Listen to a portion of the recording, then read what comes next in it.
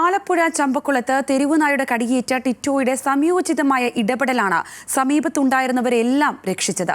കടിച്ച ഉടൻ ടിറ്റോ തന്നെ നായെ പിടികൂടി ചാക്കിലാക്കി പേവിഷബാധ പരിശോധനയ്ക്കായി ലാബിലേക്ക് കൊണ്ടുപോവുകയായിരുന്നു.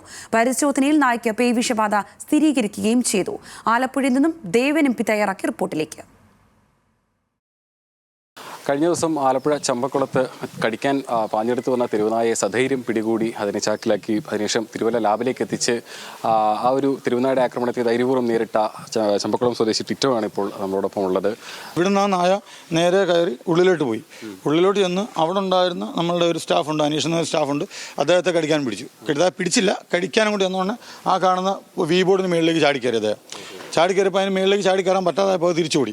ആ സമയത്ത് ഭയപ്പെട്ടിട്ട് കാര്യമില്ലല്ലോ. ഭയപ്പെട്ടിരുന്നെങ്കിൽ ആ പട്ടി എന്നെ കടിച്ചേനെ, ആ നായ എന്നെ കടിച്ചേനെ, എൻ്റെ കൂടെ സഹപ്രവർത്തകരെ കടിച്ചേനെ. അങ്ങനെ ഒരു നല്ല രീതിയിൽ ഒരു അറ്റാക്ക് അതിൽ നിന്ന് പ്രതീക്ഷിക്കാമായിരുന്നു. പക്ഷെ നമ്മൾ ആ സമയത്ത് അത് ചെയ്തു. ഇതിനെയൊക്കെ നശിപ്പിക്കണം, ഒന്നിൽ നശിപ്പിക്കുകയോ കൊല്ലണമെന്ന് ഞാൻ പറയുന്നില്ല. ഇത് അതിനെ കൊണ്ടുവന്ന് ഒന്നിൽ എവിടെയെങ്കിലും വളർത്താൻ സാധിക്കുന്ന വളർത്തുകയോ അല്ലെന്നുണ്ടെങ്കിൽ അതിന് പ്രതിരോധം എന്താണെന്ന് ചെയ്യണമെന്ന് വെച്ചാൽ ചെയ്യണം. അല്ല ജീവിക്കാൻ പറ്റാത്ത അവസ്ഥയാണ്. കേരളത്തിൽ സാറിനെ ഇപ്പം പിണറായി സാറിനെയും അദ്ദേഹത്തിൻ്റെ ടീമിനെയും ഒക്കെയാണ് നമ്മൾ ഏറ്റവും കൂടുതൽ വിശ്വസിക്കുന്നത്. കാരണം അവർ വഴിയാണല്ലോ നമുക്കെല്ലാം കിട്ടുന്ന മരുന്നായാലും സംരക്ഷണം എല്ലാം.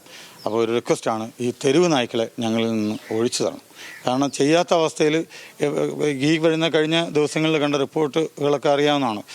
ഇവിടെ തന്നെ പടഹാരത്ത് ഒരു കുഞ്ഞ് മരിച്ചു, അതുപോലെ തൃശ്ശൂരോ കണ്ണൂരുണ്ടായ മരണം. ഇതൊക്കെ വലിയ ന്യൂസായിട്ട് വരുന്നിട്ടും ആരും ഒന്നും ചെയ്യാത്ത അവസ്ഥ മാറ്റണം. അത് വളരെ ഒരു റിക്വസ്റ്റാണ്.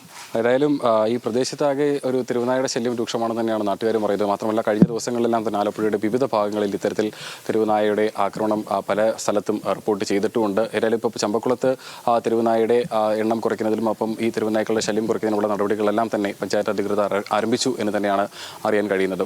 ആലപ്പുഴയിൽ നിന്നും ദീപകിനൊപ്പം ദേവൻ എം.പി. ന്യൂസ് മലയാളം.